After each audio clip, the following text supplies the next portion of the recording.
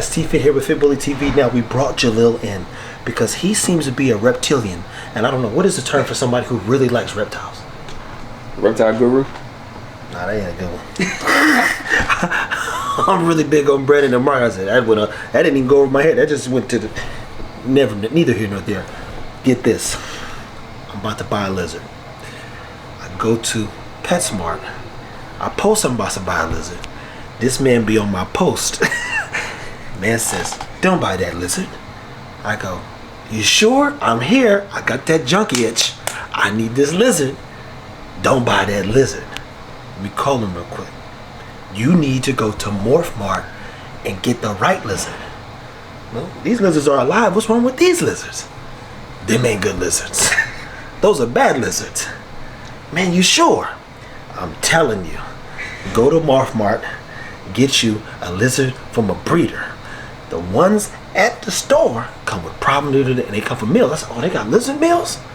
Bunch of lizards running around humping each other. Ain't that some shit? I said, you know what? Let me take my own advice. Now, if somebody called me and says, Trey, I'm about to get a dog from Susan, I said, well, did you ask this? They said, no, don't get that dog. They would probably listen. I listened, download Morph Mart. I done bought the damn cage. Now I'm looking at an empty cage. I come in here with an empty cage. I'm tight. Because Jamal and I were at the store. I want this lizard right now. Impulsive.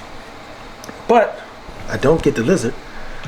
And as you've seen probably in the other episodes, this is not a bad lizard. At the same time, I have no clue what a good lizard is. That's the truth. I've never had a reptile before.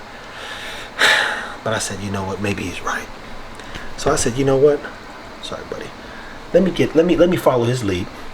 And I found one from a guy named Colton. Now we go get a lizard named Pyro. Now let's go see Pyro.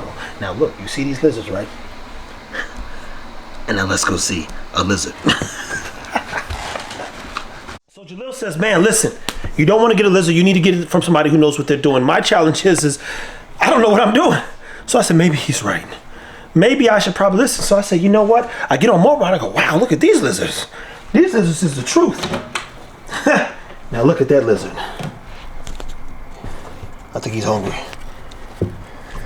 His joke is fast too. Now the first time I pick this lizard, I break it to a sweat. I'm nervous as a joker. But now look at that. That looks like a lizard, and he's shedding right now, so he a little light skin. He a little light skin. He got a gut on him too. That belly, boy. Go ahead, man. All of a sudden, he don't want to go back in there. Put him in there. We're gonna repurpose this cage today, and Jalil's gonna help us learn what that looks like to make this thing basically bioactive. I think it's the term. Yep. So I talked to this guy Colton. I said, man, what should I know? Look at him. He's hungry. Bro, I'm gonna get you the food. You ain't gonna chew on my hand. But we learned about basking. We learned I have corking and the water, and he's just like a donkey. Let me be very clear.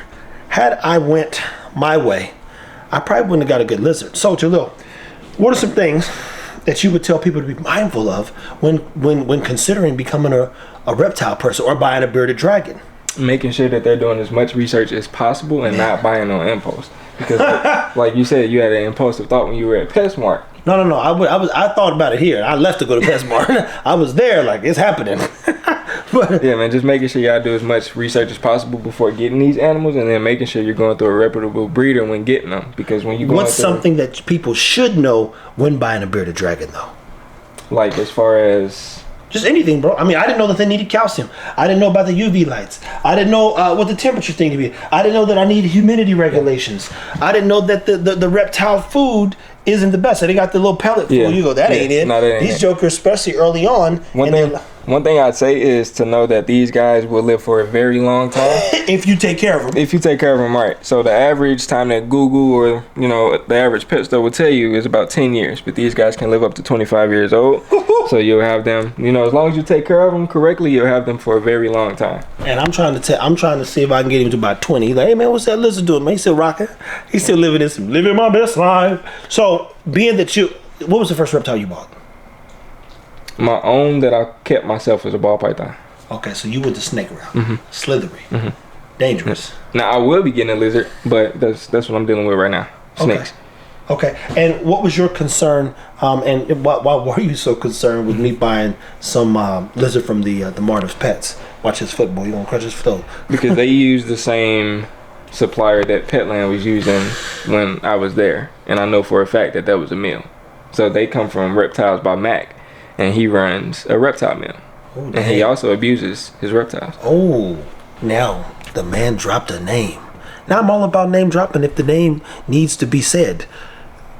How do you know he abuses them? And what is it? How do you like abuse a reptile? What does that look like? You know, people beat their dogs. I feel like if I hit him too hard, he'll die. Yeah. So I'm in a bunch of Facebook groups for reptiles, and I'm not gonna name the Facebook group, but there was a bunch of people like listing pictures of reptiles that he was abusing. You know, neglecting, poor condition and stuff like that. My girlfriend's snake that she got, he's a pied ball python, and he actually came from Reptiles by Mac, and he came to Petland in poor conditions. He was underweight, his spine was showing, and then his spurs at the end were bleeding. And he had just shipped that snake out the day before. There's no way that should have happened. See what I'm saying, people? Now, the crazy part is what Jalil really did for me was made me reconsider just all the things that I don't know. And mind you, if I'm buying a lizard, I still don't know. So he's here to assist in educating me, myself, you, and others who are interested in the reptiles. What I do know also, shout out to all the people who are fit bully people, and fanciers of us. A lot of people are like, oh snap, you got a lizard, look, I got a lizard, I got a snake, I got this. Showing me videos of a lizard eating this and all this other stuff. A lot of people are like, oh, I love it, you know? So it was, for me, it was how do we get into more communities? Or in this case, I like it vertical market. Vertical market means I'm now scaling through the whole household. And I just got in another way. Because here comes this lizard ED, no erectile dysfunction. Education is the key. Let them tell it. So we're going to set this cage up. We're going to definitely probably talk a little bit more about the mills and what goes on in a lizard, snake, puppy mill. How many lizards can a lizard have at one time? I said about in between 6 to 10. So that's a lot of lizards, man. Yeah. And then we talked about setting up an environment so that we don't have to keep going spending money on bugs. I gotta go buy them some more bugs. I'm out of boogers today, superworms per se, and crickets at times. It's fun watching him do his little hunt thing. I'm trying to figure out how to get a camera in his mug, but I probably need to get the bigger cage first. Yeah. And that's something that he, like I said, at this size, he could have been in for his entire life. Yeah. So that's not an animal that you gotta wait till they get that size to upgrade. You can put Jamals, the juveniles, in the enclosure that size. Yeah. Jamil's going to have me definitely repurpose. So we're going to repurpose this one today. I'm going to learn, and then I'm probably going to get a nice, what he said, you said 120? Yeah, 120. It's 4x2x2. Sheesh. 4x2x2x2. Now, how much wood would a woodchuck chuck if a woodchuck could chuck wood? That's the question. I'm playing, people. That's not the question. We can't thank Jalil enough for coming and stopping by, and even more importantly, teaching us a little about the reptiles. I repeat, I impulsively almost bought a reptile, which potentially could have led to problems, and I would have had even worse, no one to call and contact. What I love about the people who are about that fit bully life and the dog stuff is that they always have me. What I'm sad about is that all the people who buy dogs and Jamarcus came in the room yesterday. I said, hand me that book. It's a book called Canine Reproduction. The guy says, man, I just had a little man, I don't know what to do. I sent him a picture of the book. I said, read this. I'm not about to go down that road. That dog ain't my problem. If people are breeding with us or breeding because of us, they're probably breeding correctly, which means if you really need help, guess what? I got your back because I believe in what you're doing as well. And we've discussed your vision. If you had a dog or a litter out of accidente, that's your problem. That's not mine. I'm not here to save the world. I'm here to change it. Don't forget that. Saving the world means I got to deal with all your. But changing the world means you're going to be uncomfortable. Food for thought. I can't thank him for making me uncomfortable as we wanted to dive into a new space, learn about something that we believe could be advantageous to a lot of people, and even more importantly, just enjoy a new process. You guys forget how refreshing it is to enjoy new processes, and I can't be more grateful that this lizard is taking me down like, oh, I'm clueless. When I say clueless, there's very few times in life that I don't know something. I can tell you for a fact I knew nothing. I mean zilch about a reptile, a lizard, a cricket, a bug, a roach. I mean, there are things that I would have thought, we got these giant Dubai roaches, right? Is that how you say it? Dubia roaches. Dubia roaches. And when I tell you them hoes is huge, who would bring a roach in their house for fun? Let alone feed it. So when I go, man, I gotta grab these roaches. I got to get these tweezers and put these roaches in this bag, and then we got to get the crickets. Then we got to turn. Now I'm picking up worms. I got worms crawling on me, trying to get this dang lizard to crawl up my arm. Now I've got a lizard on my leg, a lizard on my back and shoulder. You just go, this is not what I saw for myself, but what I see in terms of the future is endless opportunity. So guys, I would say take care of your dogs, but we're talking about lizards today, so take care of your lizards.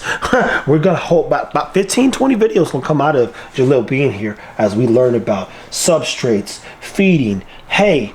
I'm gonna go buy every bug possible so he can talk about the nutrients and challenges and the benefits that lizards get from eating each thing, and what stages they should be eating these things at, and the best greens and fruits and vegetables and connecting, bonding. You see what I'm saying? No fruits. No fruits. No fruits. Let me see. Let me see on my sheet here. No fruits. I got my handy dandy sheet right here. Rarely. You can give them blackberries. No fruits. No, it's too much sugar. Man, that's a dude on there feeding this lizard strawberries. Nope. They're not supposed to. No fruits at all. None. Well, people, you heard it first, people. Here, come on now.